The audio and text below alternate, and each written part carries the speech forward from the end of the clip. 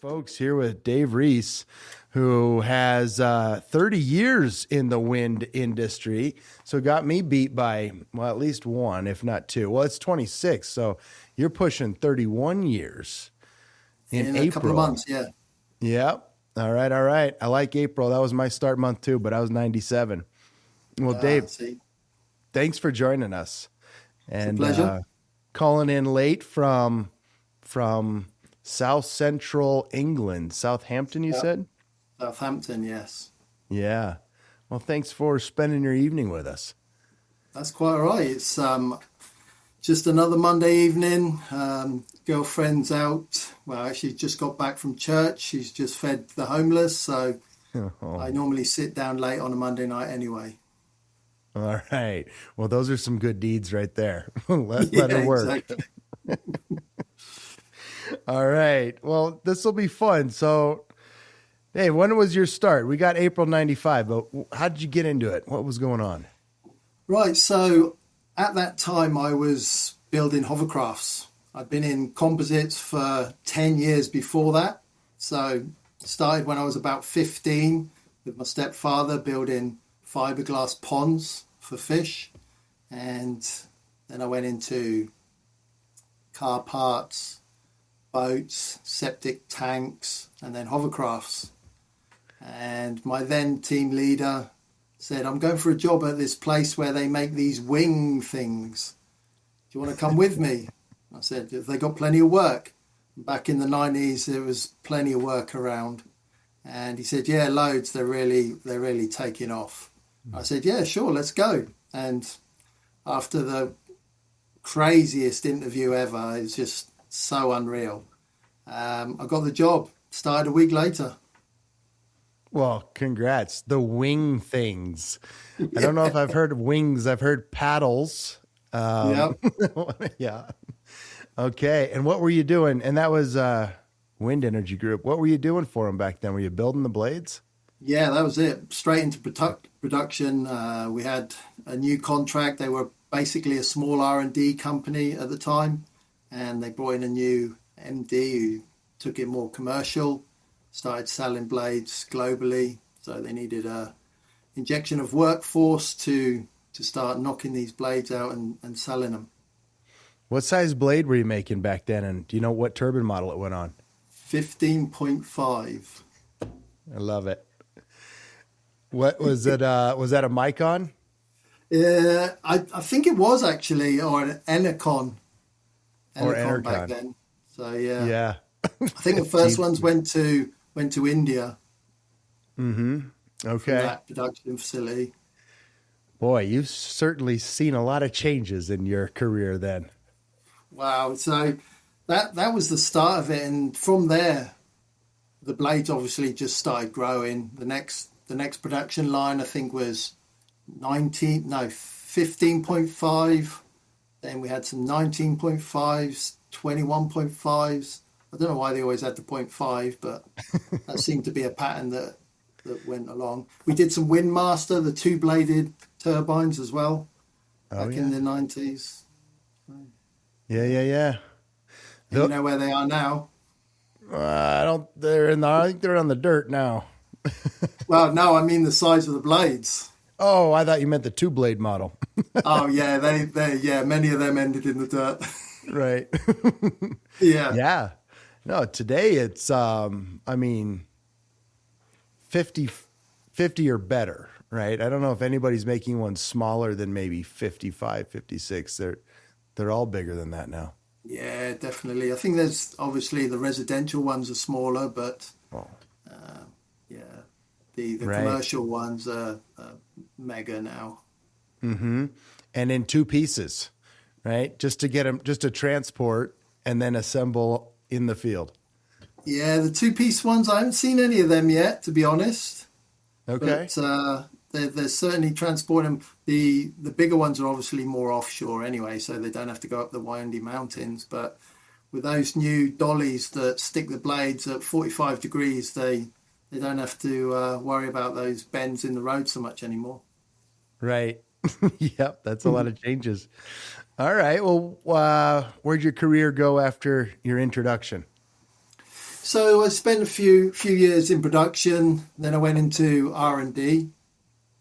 In R&D, we did everything from the master molds, the production molds, and basically took it from off the paper into the field for testing to see what they would perform like, obviously. And then before we'd finished the testing, they were already sold, and there was orders for hundreds of them. So it went pretty quick. And just because of the rapid growth of the industry and the technology, obviously there was some failings within that system. We had hand-built products, all bespoke, and that obviously built in some errors, some faults that had to be solved, and we normally didn't find them until they were operational. And then at that point, we were going out and doing failure investigation, root cause analysis, not up tower, funny enough. Generally, it was in a cornfield or a muddy field anyway, wondering how it got to there and it wasn't still spinning on the hub. But yeah, went into service then, and then spent the next, 10 years traveling the world. Oh, nice. Okay, back to the R&D. Other than, having to go look at it after it fell on the ground, did you have like a wind tunnel back then, or any machines to move and cycle stress? I think the design like guys, we had some really good design guys back then. They were proper engineers. They knew how airflow works. So I guess they were doing all CAD drawings in very basic form. And we didn't do any wind tunnel work at the time, though. So it was probably based on the theoretical stuff from avionics. Right.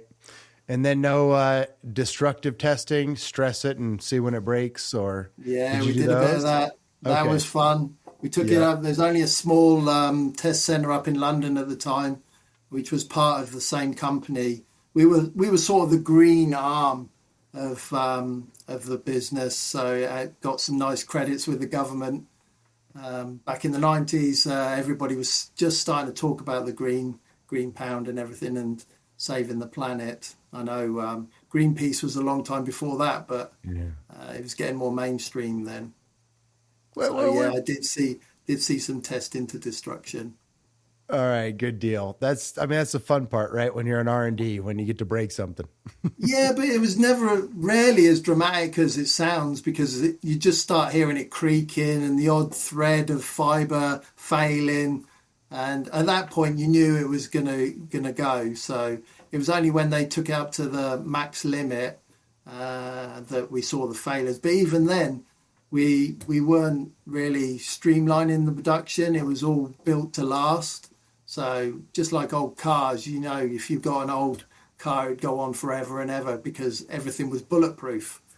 Whereas now the cost of the production has got to be so tight, and the materials are right on the limits of everything. So, yeah.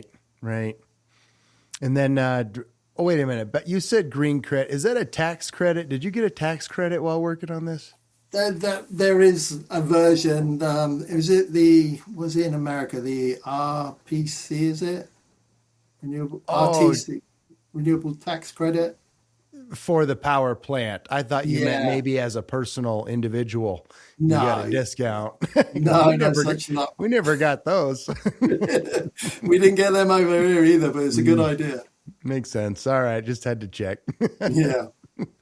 Okay, and then 10 years traveling the world. Yeah. Who was that with? Where'd you go? That was with Vestas. So that business unit got purchased and merged a couple of times. Went from WEG to Aerolaminates to Neg Micon, and then to Vestas. Oh, I see. So those were merger acquisitions that you followed along. Yeah. Ooh, exactly. That's exciting. You got to see how several different companies operated then. Oh, absolutely. There was when Vestas and Negmicon merged together, it was quite funny because they were very different companies at the time, and they had very different ways of doing work. From my point of view, anyway, we were always very good at getting something done, whereas Vestas at the time were very good at documenting what got done. And I thought when we got together, it would just be the perfect storm. We'd do a lot of work and then we'd document everything perfectly. But as you know, it never does quite pan out that way. Probably, we have to also remember that it was growing so fast. Yeah, so fast. When we were pulling in the workforce for production, it was bakers, builders, butchers. They were all coming in, and they were getting trained up, upskilled, and there was growing pains for sure. That's really good. Bakers, but what was the other one? Bakers, builders, and butchers. Builders and butchers. I love it. But yeah, it was a growing industry. I think in '95 it was a top five growth industry, and I bet even today it hasn't been out of the top 10 in all that time. So it was a good time to get into the industry, good career move, especially when if you're in a career that wasn't doing very well, path and industry.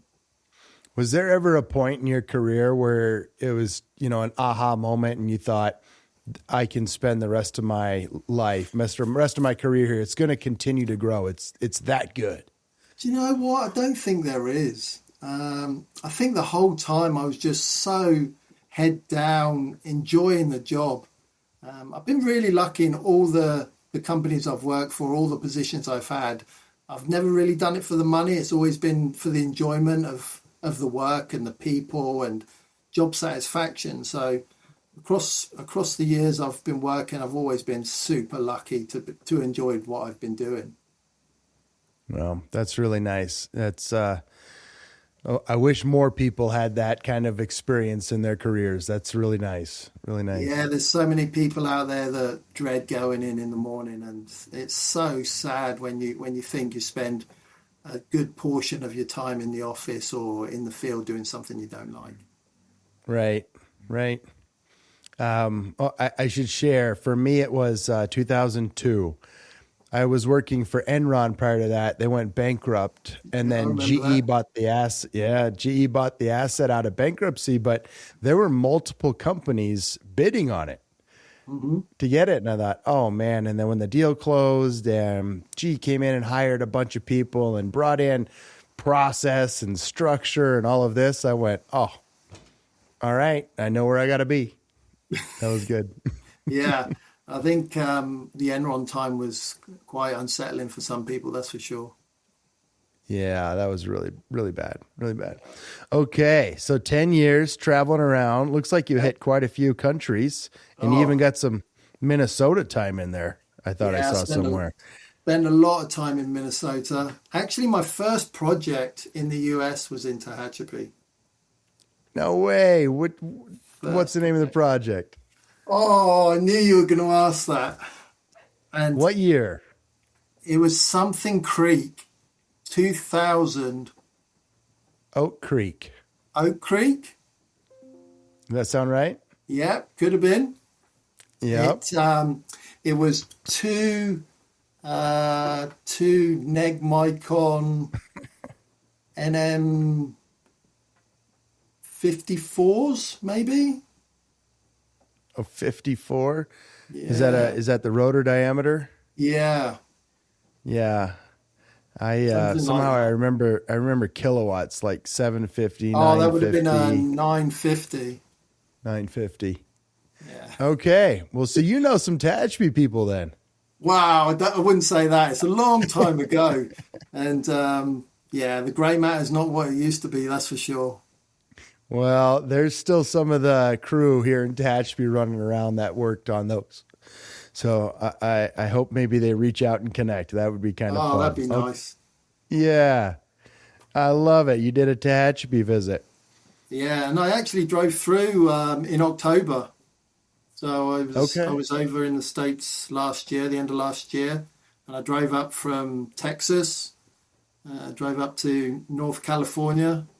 So yeah, I was so made up that I got to revisit, and I didn't recognize it. It's like a city now when in the time has passed. Yeah. Right. Well, let's see. In 2000, we had, I think, maybe two stoplights. Yeah, yeah, you're Now there's probably a right. lot. Yeah. Yeah. If you got caught That's by both of them, you'd be late for work. Yeah. Yeah. And if they weren't working, you just turned them off when you went by. So, Yeah, there you go. Yeah, all good times. right. It's quite Very high, that cool. project. They warned me about working at height. I can't remember how high that is, but I didn't find it very bad until I had to move the generator the length of the blade, and I only got halfway before I had to take a breath. Oh, it's not too high. Maybe 5,000 Yeah, foot feet. exactly. Yeah, I'm Yeah. at sea level. Okay. That's the difference. Yeah. Yeah. Right. Yeah, It is funny how you feel it when you're not used to it. yeah, for sure. Yes. Okay. And then you drove Texas to Northern Cal. That's like a week's worth of driving. Yeah, we did it in about 3 days. There was a couple Okay. of couple of us, so we split the drive in. Okay. Perfectly safe and cool. The roads were great. You don't see much of the traffic on those sort of journeys. Nice. Okay. And Minnesota, and if you're putting up Micons, I'm thinking this is southwest Minnesota, Pipestone area, something like that. Rochester. Yeah, Rochester. Yep. yeah, There. yeah. Basically, we had a customer that just like wind turbines, stuck a load up, and basically based myself out there. Actually, I had my best job title. I was execution manager. It was brilliant. the the executioner. Yeah, exactly. So I basically did a lot of traveling throughout the US during that time, new projects, product delivery, making sure everything was ready to be installed. Yeah, good times. Well, you did good, Dave, because there's some 950s still running here in Tehachapi and in Minnesota. Wow, really? Yeah, Wow, yeah. Matter of fact, we were working on some 950s about a year ago that no somebody way. still has there. Yeah, they weren't running for a while, but we got them spinning again. Wow, that's cool. Yeah, Funny enough, they're I just still had a around. request for some information about some repairs for some in Denmark. Hmm. Yeah, there are a few out there, I guess. They're Yep. doing well considering how old they are now, really extending their life. A lot of mechanical parts in the blades, whereas the new ones are all one piece now. Right. Yeah, oh, yeah. That was the tip deployed, didn't Tip it? brake, yeah. Yeah, tip break. You're right. Yeah. Well, it is hard to find the folks that remember how to work on them and have the documentation. But yeah, if we can help network there, happy to. Ah, cool. Yeah, I'd love to Yeah. get the opportunity to revisit one. I'd actually put some wet stuff in the mold and got it out the door. That'd be funny.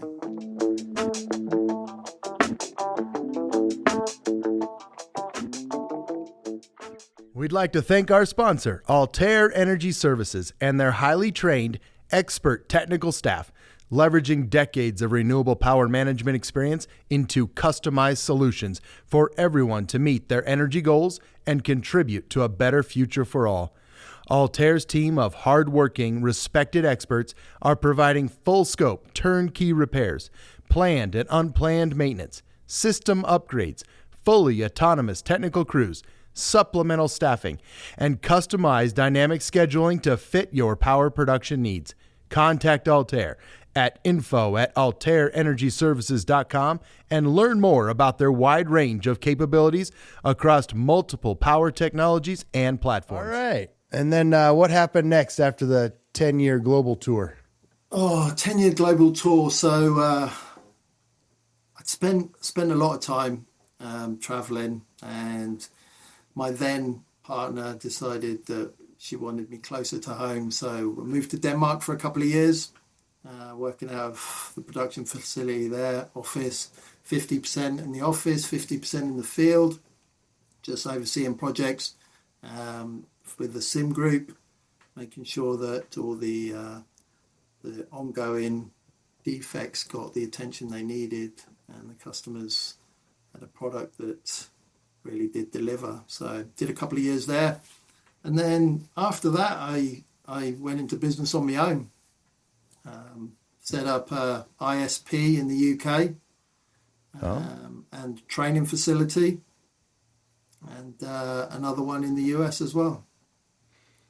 No kidding. And what was the name of it, or is? In the UK, Yeah. at the time, it was called Renewable Advice. Okay. RA. I see it here. Yeah. Renewable Advice, but it was a service provider and training company? Yeah, it started off as a consultancy, and then I joined and started the field operations. Gotcha. Grew that in the UK and Europe, and then opened a branch of it with another partner in the US. What's the name of that one? Renewable Field Services. Oh, good name. Well, what was it like transitioning from employee to owner and more independent kind of I had some adventure? good partners at the time. They managed the business side of it really, and I sorted out their field ops. So it was like a good partnership, really was. So I just had to concentrate on the work that they got in and delivering on the promises we made. Okay. So pretty seamless. Sounds like a comfortable transition. Yeah, it wasn't too bad. There wasn't a lot of work when we started. It was tough to begin with until you get your name out there, obviously. But as soon as people see what you can do and that you don't overpromise and underdeliver, then people start flocking to what's good. So, and that happened. We did really well. Very nice. Are those companies still running, or was there another merger acquisition or something? Yeah, I think I'm not sure about the US one. I think the UK one's a new company now, new name. I don't know about management, and yeah, that's both of them really. I haven't really followed them since. Mm-hmm. All right. Yeah. And then where'd the career take you after that? So then I took a little bit of time out and did a bit of contracting just on my own, and basically just went back to the field, just being hands on the tools. And there is nothing nicer than turning up to a blade that isn't running and spending a few hours or a few days getting it back into operational state and then turning it on and walking away. So I still do a bit of that now, actually. So yeah. There is something that I can relate. If I'm not doing something with my hands on a regular basis, I'm way out of balance in life. Yeah, I can imagine. Yeah. Just out of, right? Yeah, so here in the UK, I live on a farm. It's not a working farm, but there's plenty of space. So I get an opportunity to mend a fence or fix it, trim a hedge or repair a road or something on the tracks or something. So always out and about. I don't like to sit down and vegetate too much. Yeah. So I can understand wanting to get out in the field again too. Yeah, exactly. There's extra job satisfaction in it. All right, then what's next? Well, then now we're getting exciting. So during my time as a contractor recently, before that as a business owner, and then before that as a middle management in the corporate, always found it difficult to find good people. And they're out there, but they're just not visible. So that I was sat in a restaurant on a Sunday night, and we're about to start a project, and one of our key team members messaged us to say he wouldn't make the project the next day. So what are you going to do? And that's basically where BHive Live was born.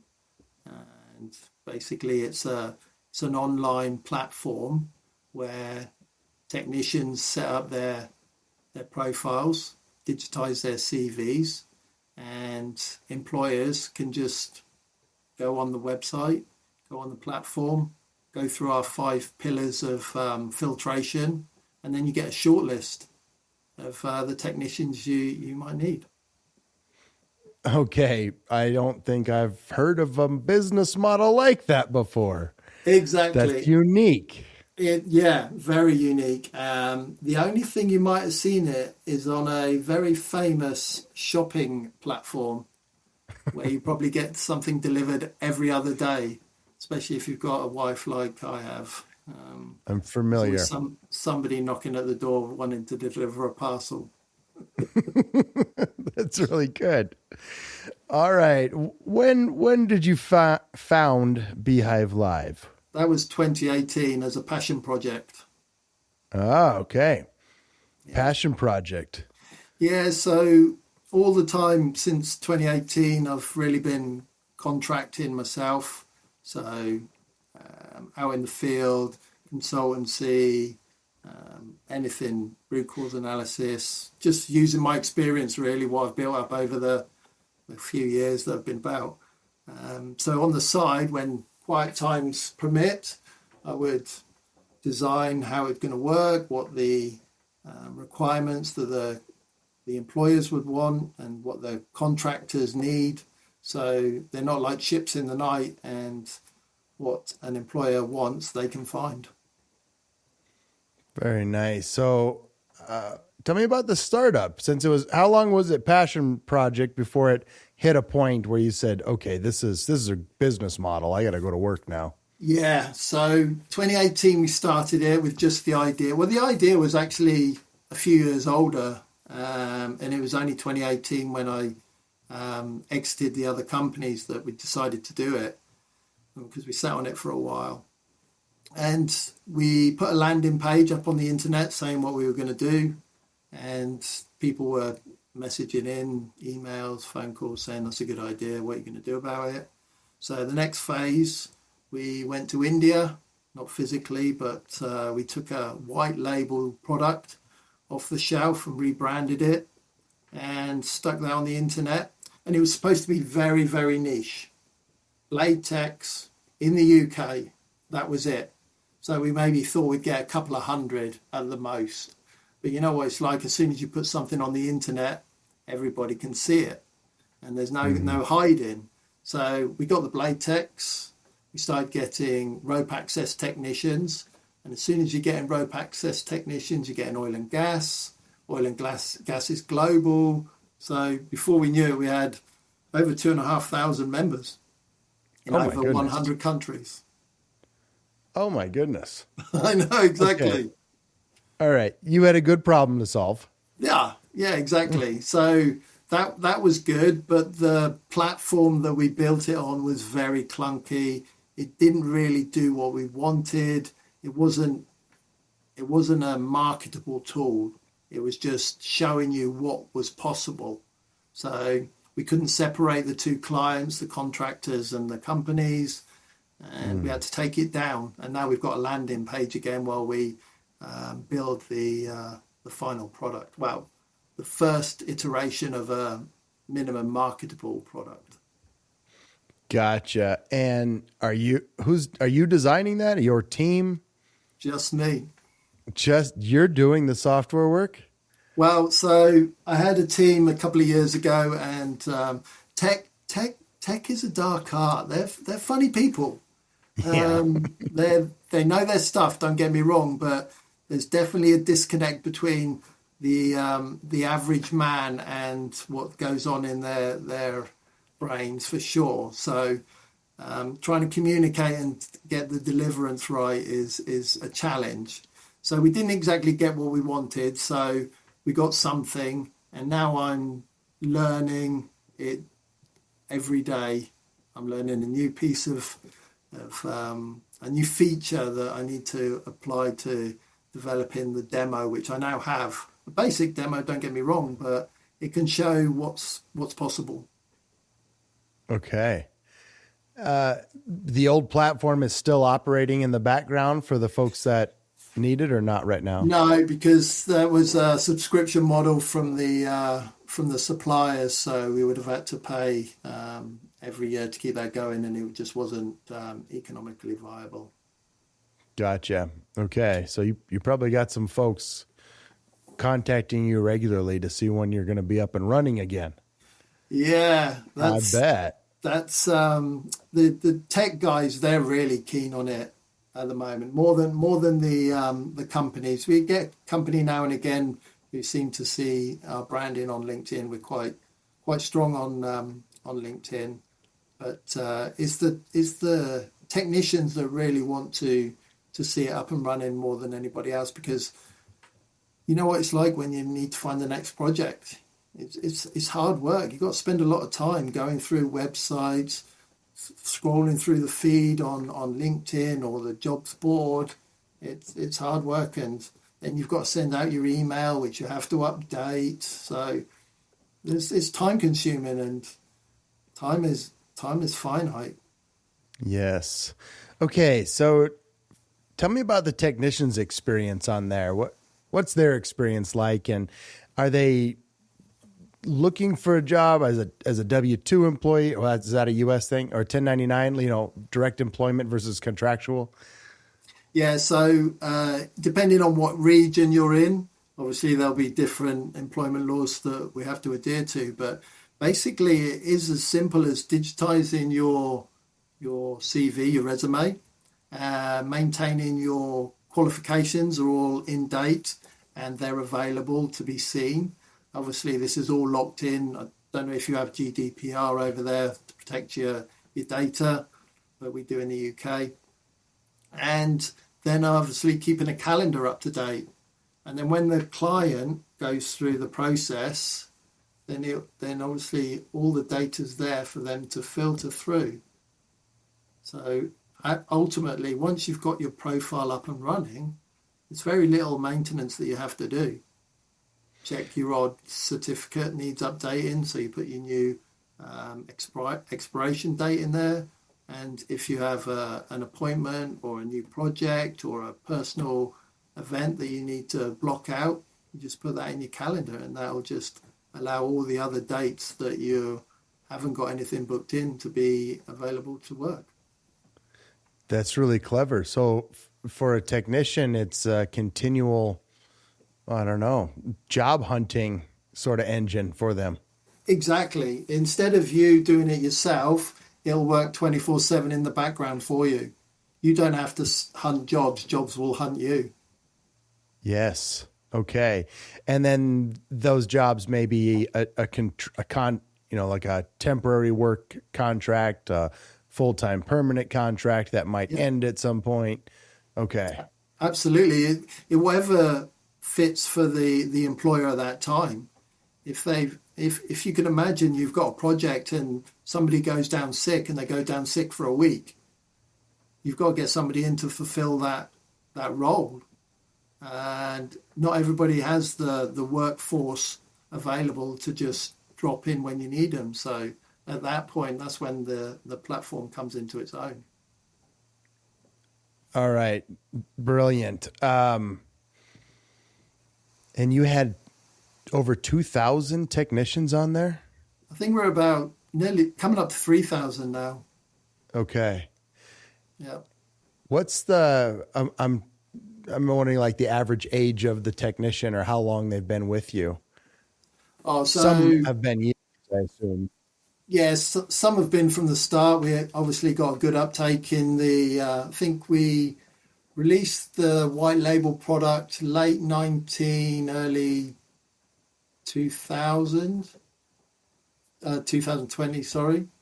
So they've been with us a good few years now. So they're obviously frustrated, but when it's a one-man band and trying to develop everything as well as obviously keep a roof over your head, it's a juggling task. So for sure. Is this your full-time job now? BHive? Yeah. No, not at the moment. I'm still contracting as well, still consulting. Right. Okay. I wondered. Yeah. Until the investors come in and say, Dave, we want you to take this to the next level, then I'll have to keep switching between the two. But if somebody comes in and says, Dave, we want you to take this on full time, then that's when I'll have to make the decision to drop my field operations and concentrate on the office and developing this. Yeah, makes sense. You got a lot going on right now, Dave. That's for sure. Yeah, yeah. Okay. I like being kept busy. I really do. So I'm not as young as I used to be. I've been around the sun a few times now, but I still feel young. I'm fairly fit for my age, so I don't like to vegetate too much. All right. Standing strong. I hear you. Me too, Got to keep, buddy. got to keep that grey matter going. That's right. That's right. All right. What's the experience? What does the user experience look like for the employer or maybe the HR or the manager that's looking for the technician? Yeah, so the average hire time is between 30 and 45 days to get a technician in place. Whereas we can Okay. knock that down to a few hours. The finding the technician you can do in minutes. It only takes as long as you can hit the keyboard to hit those 5 pillars: filtration. You hit the title, location, qualification, budget, and then availability. And then as soon as you hit search, that's when you get your shortlist. Then it's up to you how much time you spend on their profiles, and then you can contact them directly through it. So that at that point, you've done your filtration, you know what you've got, you know what's available, and it's up to the technician then on how long it takes them to respond. Got it. And if you're pushing 3,000 user technicians, about how many companies have you been able to support? So we're still testing at the moment. So we're just going through the process of debugging what we've got. So we're just finding our feet on that side right now. Gotcha. And how does it work? Are you selling, like monthly annual subscriptions to use it? Is it a pay per tech kind of? How does it work? Yeah. So we've got so many options really. If you basically we've got a frictionless membership process. So there's no cost to join, whether you're a technician or a company. There's no fee. You can set up a profile for both sides of the engine. But when the technician finds employment after a certain number of days, then we'll charge him a small fee. And on the company side, you can do the search, but then obviously some of the information is redacted until you pay. And then there's a small fee for you to get that information, and then you can contact the technicians. And then if you're more committed to the project and you have multiple business units, then you can go for the subscription model, and you can have a number of seats that multiple users can use the platform. Brilliant. You hit all the different types of ways people might like to go shopping, I suppose. Yeah, exactly. And there's so many new features. Well, features that we want to add later down the road. One of them would be training, because at the moment, if you want to train, you have to go to each website where they might do the course that you're looking for. Whereas we'll bring them all in one place and do the same filtration system on a radius. So say I'm in Tehachapi, I need to refresh my GWOs. I put in my GWOs refresher within the next 2 weeks, and then they'll give you a short list again of where they are and what's available. All right. That's pretty exciting. I mean, I've worked with a lot of different recruiting agencies throughout my career. I don't think I've ever heard this model before. Yeah, let's not talk about what they do. There's a place for recruiters for sure. I'm currently running a 5-article series about recruitment and seeing it from all sides to really get to know what the problems are out there, because everybody sees it differently. Oh, you got to expand on that. You're only hinting at some information. I can hear it. But Well, tell us some of the, I don't know, best practices and improvement areas, we'll say. so let's start with cowboys. All There's right. cowboys in the industry everywhere, Yeah. but how do you get to know who's who? You don't. Word of mouth, off chance. So part of our platform will have a recommendation or a review system where you can review the company as well as the candidate. So both ways. And you can review them on communication, on health and safety, workmanship. And then over time, you can see who's really delivering on the key areas of their business. Reviews for both the company and the technician. Yeah, both ways. That's like Yelp, I think. So you get 4.5 stars and here was There you my go. experience. Yeah, there you go. All right. That's interesting. I haven't heard of that one. Yeah, because I was on a project. I won't mention which one or where in the world, but a technician got removed from site for being unsafe, and the employer went to the recruiters and said, "Oh, we need a new guy," and it was the same guy that was sent back because they'd use a different recruiter. Oh my goodness. Imagine that. Oh my. Yeah. Because they didn't know. So they just sent him another guy, and I don't know why he came back, but why would you? Oh my goodness. All right. Part of this makes me a little nervous. On Yelp, you can be just a real rotten human and put and get it out there. Is there a way that you put in some guidelines and running rules to?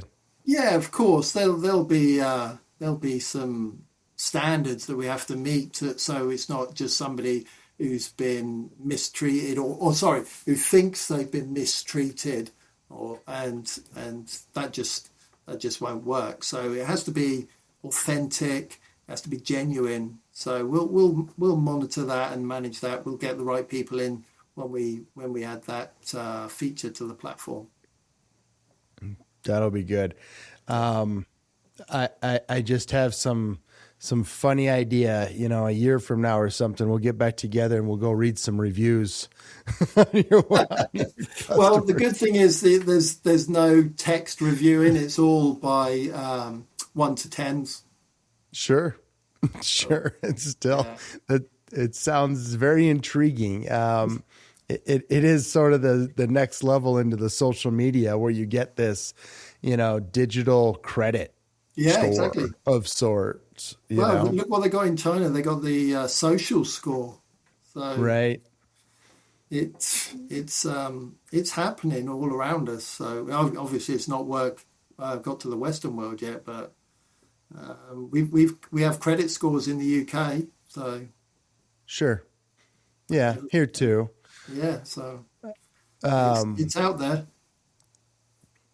Yeah, I've never thought about it for people and companies. So it's, as I'm thinking about it right now, there's a piece of it that I'm liking. The advent of social media allowed people to, well, quite frankly, be a little too rotten. Yeah.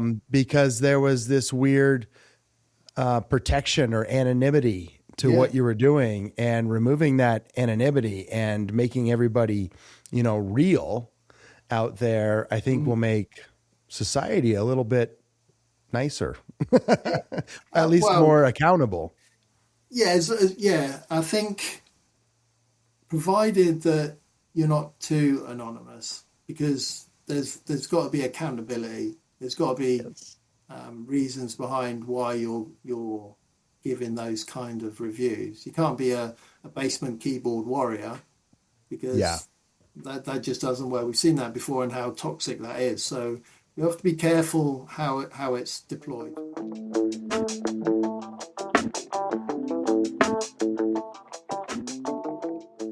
What's Up Renewables is growing, and we're looking for new sponsors to join us. Our show connects leaders, innovators, and field professionals across the renewable industry, and our sponsors are part of that conversation. Some have seen their network expand instantly. Others have grown revenue and brand visibility through the connections they've made right here. If you want your company to reach the people driving the future of clean energy, now's the time to get involved. Contact us at media@whatsuprenewables.com to become a sponsor today. We're hitting several new aspects of the digital world to help out, the industry, right? And it's not even my thing. I haven't coded since I was 14, so it's trying to get back into that gear is just, it's another level now. A lot's changed in the coding world since you were 14, Dave. Basic was easy. Do this and it'll do that. So, but now it's a bit more complicated with Python and C++, which, to be honest, I don't do, but I have to keep a grasp of it to try and understand what the tech guys are talking to me about. Right. Know enough. Very exciting. What are some of the things that the technicians are looking for in a job or an employer when it comes to, I don't know, quality of work and life, or outside of the scope of work? What are they looking for today? Yeah, so there's two very different sides to that question. You've got obviously the traveling tech, which is a very different way of life from a stationed service tech, because if you're a stationed service tech, local wind farms, then you're getting to go home at the end of the night, you see your family and everything. But the travelers who do the construction and the service, and so the ad hoc maintenance, that's difficult. So I think if the company's got a good culture, which is such a buzzword right now, but it's so valid. If you've got a good culture within your company, that you treat technicians with the respect they deserve, because ultimately most businesses don't function without the technicians. That's where the money's made. Everybody else in the office, they should be there to support the technicians. So, and I think that gets forgotten about a lot, in not everywhere. Don't get me wrong. I'm not tarring everybody with the same brush by any means, but it definitely is a case where the technicians, give them the job and then leave them to it. They all want to be treated nice. Yeah, agreed. To me, I just want to, maybe we can tease out what are some of those things that, are treating the person nice. I think of, a good onboarding program, a good safety, a way to find your procedures, company policies, and then a way to make sure that the employee's voice is heard, right? So, your manager has time for them. Yeah, absolutely. So the onboarding's massive. You got to get that right. If you don't get that right straight off, you're on the wrong foot straight away. And if you send somebody out into the field on the wrong foot, then they are the face of your company. So that has huge repercussions moving forward, future projects, how they perceive you as a company. And that reflect whether you get the next project or not.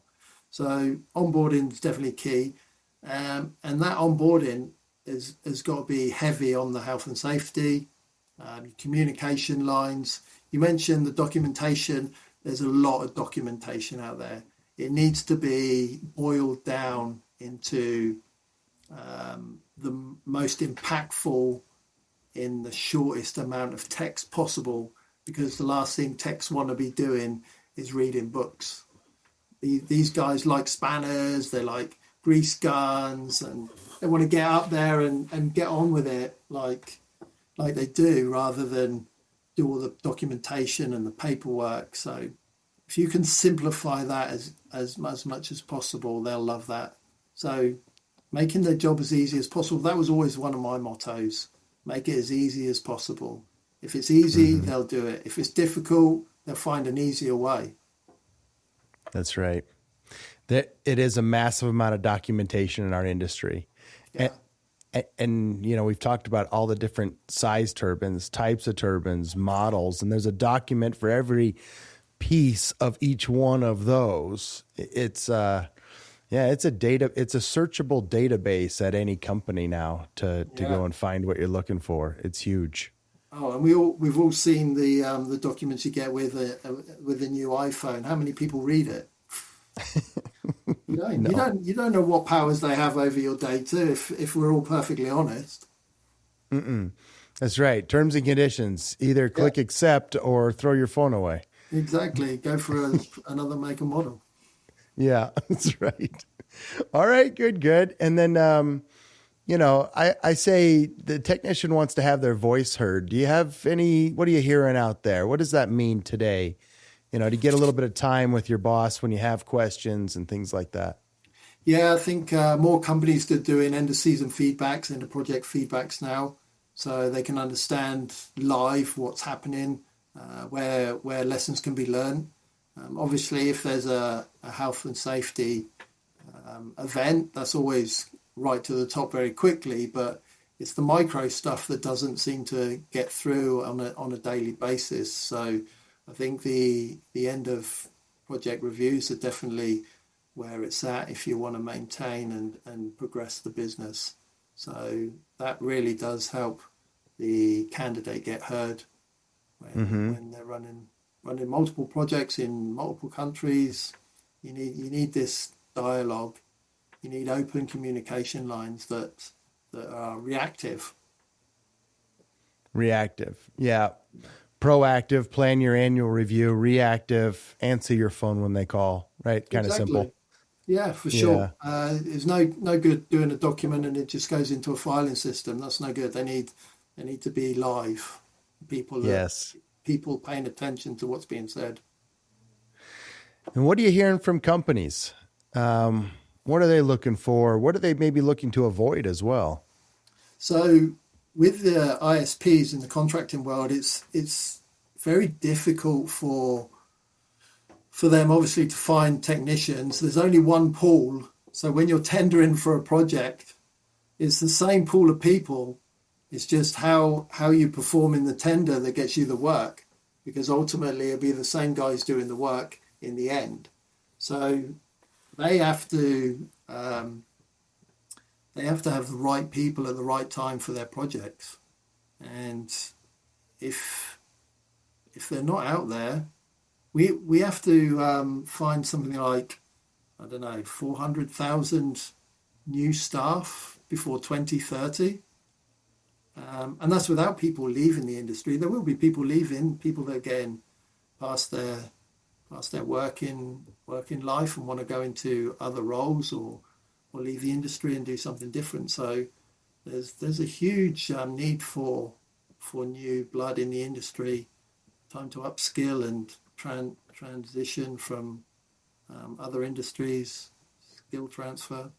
So companies have got it hard, I think, trying to maintain the growth of the industry still, even in 2026, let alone what it was like in 2015, 10 years ago. So, yeah, it's an uphill battle for sure. That's for sure. Your number of 400,000, is that your estimate globally across all renewable energy? No, that's just in wind. I think globally, I think it's millions. I haven't got the global numbers in front of me or off the top of my head, but I'm pretty sure there are millions and millions of people required to jump into solar, wind, hydrogen, geothermal. There's, how many renewable technologies there are now. So it's the green dollar, the green pound is huge right now. Yep. For the USA, utility battery is just booming. Solar's storage, yeah. Solar's on the rise year over year. And then, for us over here with wind, you just have to pay attention to our political regime, see if it's going to be a good year or not. Yeah, that's true. I remember being out there, I think 2004 2004, maybe 2005, and the tax credit was cancelled the following year. And you can imagine what that'll do to an industry when the money men don't get their money back when they're investing in these industries. So they want to get their ROI up as quick as possible. Right. Okay. Dave, I don't even know what to ask next. I am totally just impressed by your career and this passion program that I think is really onto something cool for helping connect. Yeah. Helping keep, technicians working. I can see that's where the passion came, right? Yeah, so they don't have gaps in their work life and missing paychecks. Yeah. Imagine you've just finished a contract, a project, you're heading home, and you've got nothing booked in. You don't want to be looking for your next project when you're home and you with the wife and the kids. That's precious time for them. So they don't want to be sitting on their laptop searching all these other sites for work. So hopefully it'll take off and we can see some benefits for everybody. Yeah. Very impressive. Well, you got to keep us posted when the new platform goes live so that we can help advertise it for you and get the word out there. Sure, I think you're onto something really neat. Helping it's a simple help people continue to work and grow their careers. Yeah, it's about making it simple. It's the simple ideas that are the good ideas.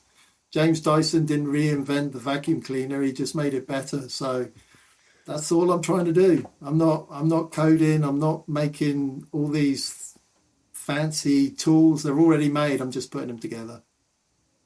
Oh, good. Then you don't have too much of a heavy lift to get it going.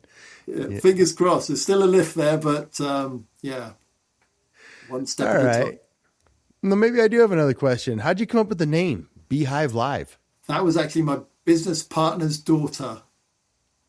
Okay. So, Paul Carter, who actually pushed me to start the business, we sat down for weeks trying to find names, and we had a list of I think we had 30 names, and you can imagine, they were crazy, silly names. And then one day he sent me this picture of a bee in the shape of a bee, and then Hive Live after it, and I was like, "What's that all about?" And he said, basically, his daughter had come up to it and said, "Where's all the workers?" And they're in the hive. So it's BHive Live.